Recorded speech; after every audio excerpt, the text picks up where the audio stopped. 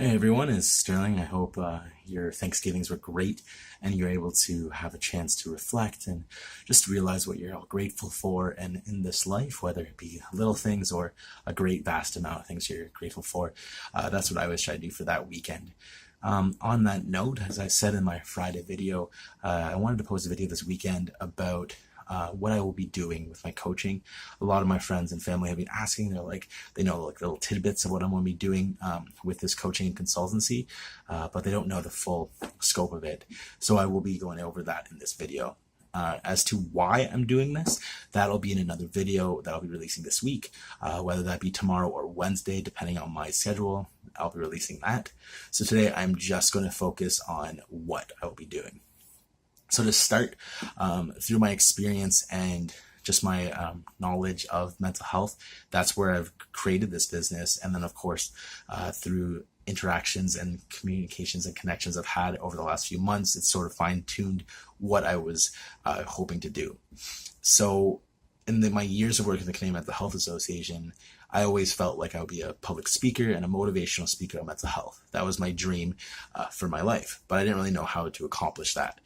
However, now that I've, like I said, through the connections I've had over the past few months, I've realized this is the way I should do and the way I'll be able to accomplish my goals for that. So silver lining coaching, what will it be? So from my experience, like I said, in the working world, the corporate world, let's call it, I've seen what the vast issues are with mental health in the workplace and how, even though you can tell HR is trying in some cases, they're not really doing a good job. So what will I do that's different? So what I want to do is I have two goals for this. The first is for the employer. It's to realize that having an employee with mental health issues isn't a hindrance. It isn't a bad thing. It can be a good thing. And there's ways to still make the team produce the same numbers and have the same sort of results as they did before or when you didn't know they had mental health.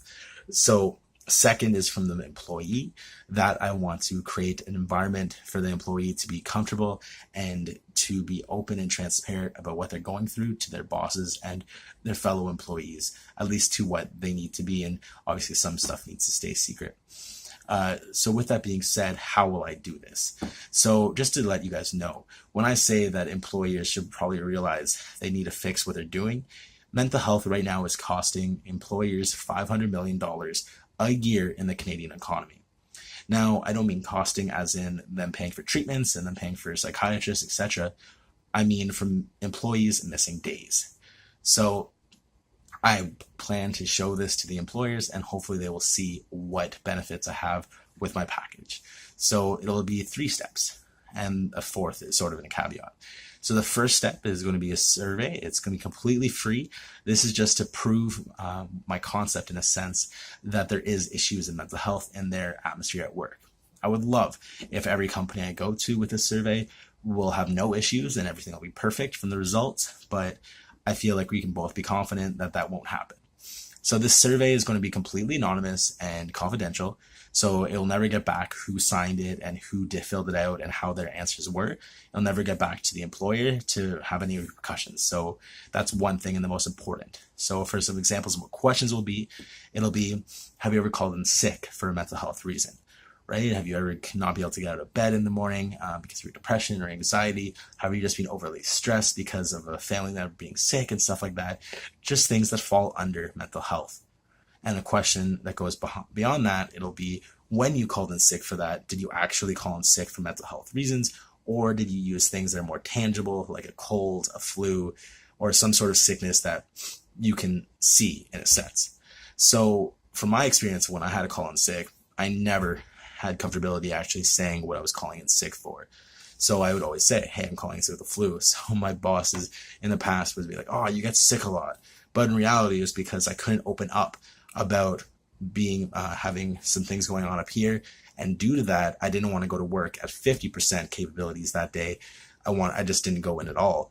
So, and that's why I feel that number of 500 million is what it is because people are scared, especially in jobs. And so for the people I'm targeting, I guess I should have started with that, is sales jobs, bankers, and lawyers. High stress and high result driven jobs. So with that, they're very cognitive, and the norm, or what people view about these jobs, is you need to be fully cognitively there to be able to manage and to be able to get the results you want. And at least from my experience, that's not true, as I've always had mental health issues. However, I've also always been a top performer. So with that being said, I have ways that are able to do this. So what's after the survey? What happens once I prove that there is issues going on with the mental health atmosphere in the workplace? Second step is going to be a management only meeting. So I have the managers, the CEOs, the GMs, sales managers, or just whatever senior management I can get in that office and who will see me. I will have a workshop with them. I will share my story of mental health. I'll share all the facts I learned from the years of working at the Canadian Mental Health Association, and we'll do workshops and exercises where we role play and try to create a more open dialogue and break some of the stigmas surrounding mental health. So with that being said, hopefully what I can do at the end of this is find out a few of the managers have actually gone through something with mental health. I've read a lot of articles and reports stating that the higher you go up in a job, whether that be banking, sales, or law, just for examples, you actually have a more likelihood of having some sort of mental health issue going on in your life. So my confidence is that 1 or 2 or even 3 of these managers, if not more, will have something, and hopefully can get them to be open up. And that goes into the second part. So once I have this meeting with them and I can change the dialogue and I can change the atmosphere for the management and mental health, I would then go to the employees and have an employee only meeting. So I know even if I can get managers to say, hey, look, we changed the atmosphere, we're going to be more open, come trust us, etc. Most people won't trust. And I found that out from texting people who work in these fields. I was like, hey, if I had a seminar, would you guys still open up to your management? And most said no.